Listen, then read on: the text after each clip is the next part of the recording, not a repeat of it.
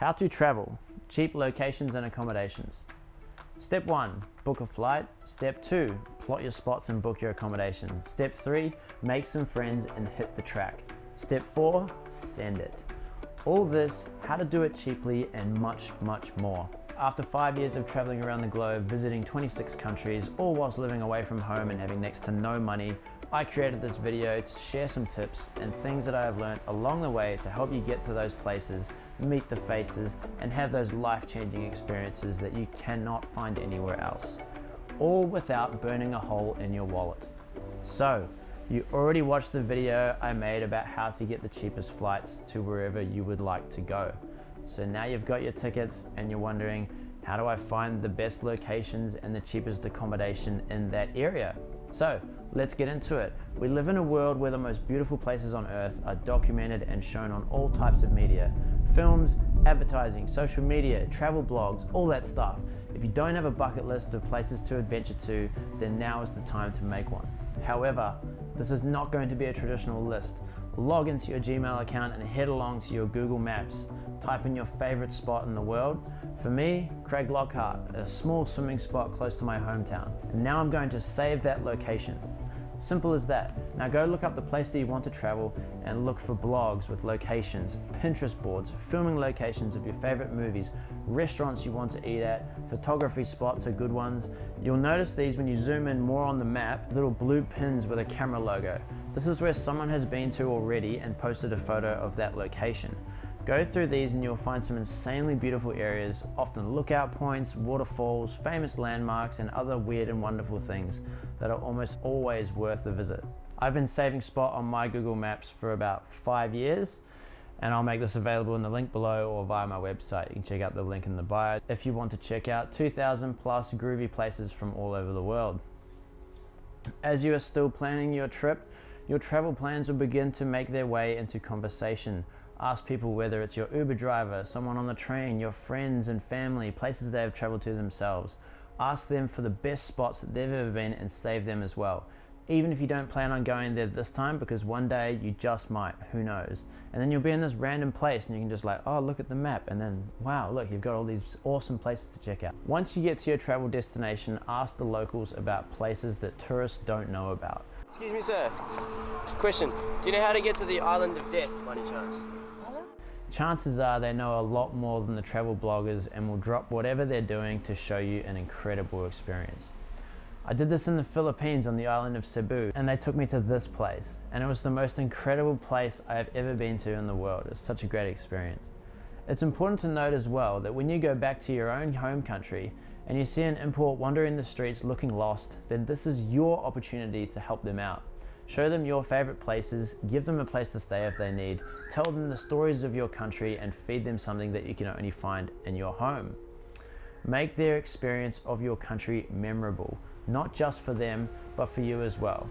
Some of the craziest experiences I have from my hometown is when I was showing some of my international friends around New Zealand. We hiked up a mountain, went to a festival, woke up in a half-pitched tent in a cemetery, and then went camping at the beach and floated down a river on an air mattress. It was crazy, but it was such a good time. Anyway, booking accommodation is next, and this is something that will be less affected by the price of things and more so the locations of your previous pins. After pinning all of the places you think you want to visit, zoom out and find a large cluster of them and look for accommodation in that area. Chances are that you will need to book a bus into that place and then stay a night to explore the next day. So guess how long it will take for you to see those places and then go from there. As a general rule of thumb, I tend not to book more than 3 days in advance, as you can never really be sure where you will end up whilst traveling. You might meet someone who offers you to stay with them at their family's house, or you might meet a group of homies traveling together that suggest to split a cheap villa somewhere, and you never really know where you'll end up. So keep it open, keep it whimsical, and you'll have the most fun. One thing you should know about is that hostels are the way to go. They are by far the cheapest option and generally safe, and almost always have a place to lock your bag up. I didn't know this at the beginning of my travels, and I wasted a lot of money on expensive hotels because I was worried about my camera and laptop being stolen or something. Truth is, everyone's bag is just as heavy as yours and no one actually wants your stuff. Hostels are one of my favorite places to stay, especially for solo traveling, as they always have like-minded people doing the exact same thing as you. They often have happy hours if you're into drinking, and it's always a fun time when there is a pool there as well. Hostel World, Couchsurfer, and Booking.com are the standard ones that I use, and once you get to your hostel, there are usually people who are traveling the opposite direction to the way that you went. They'll tell you where they've just come from and where they stayed, and you can ask for recommendations there as well. Hostels often have other hostels or chains in different regions that they can recommend to you, and will sometimes even give you a discount if you ask for it. Otherwise, Airbnb and Booking.com stays are usually pretty good as well. It all depends on what you're looking for and what your budget is.